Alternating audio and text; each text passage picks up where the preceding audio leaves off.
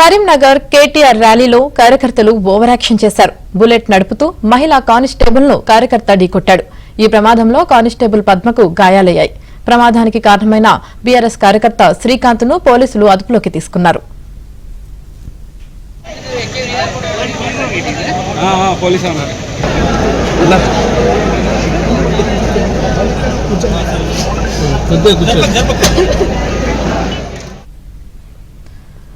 కరీంనగర్ కేటీఆర్ ర్యాలీలో కార్యకర్తలు over action చేశారు. బుల్లెట్ నడుపుతూ మహిళా కానిస్టేబుల్ ను కార్యకర్త ఢీకొట్టాడు.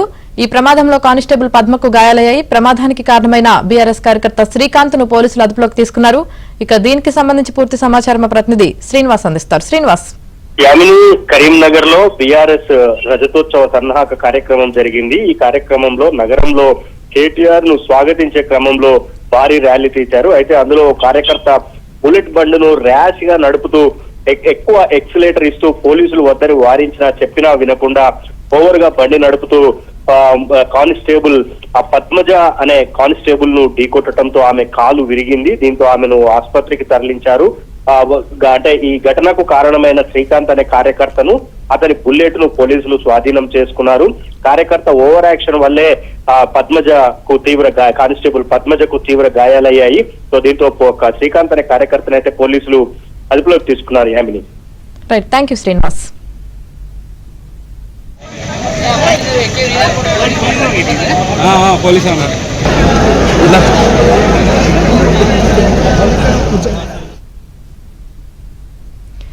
తెలంగాణలో బీజేపీ డ్రామాలు నడపవని కేటీఆర్ అన్నారు. జనాభా నియంత్రణ పాటించడమే దక్షిణాది రాష్ట్రాల ప్రజలు చేసిన పాపమా అని ప్రశ్నించారు. తమ మెడపై కత్తి పెడితే ఊరుకోబోమని హెచ్చరించారు.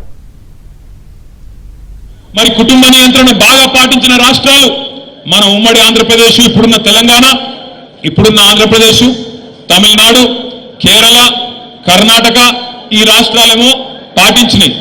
భారత ప్రభుత్వం చెప్పింది కదా, మంచి పనే కదా, దేశం జనాభా తగ్గితే దేశం ముంగటపడుతుందట, ముందుకు పోతుందట, అభివృద్ధి జరుగుతుందట, మనకిద్దరు పిల్లలే ఉంటే దేశానికి మంచిదట అని చెప్పి దేశభక్తులుగా భారత ప్రభుత్వం చెప్పిన మాటను పాటించింది దక్షిణ భారతదేశంలోని రాష్ట్రాలు. మరి ఈరోజు కేంద్ర ప్రభుత్వం కొత్త పంచాయతీ పెడతాను. కేంద్ర ప్రభుత్వం ఏమంటున్నది, ఎక్కడెక్కడైతే జనాభా తగ్గిందో అక్కడక్కడ ఎంపీ సీట్లు తగ్గిస్తా అంటది.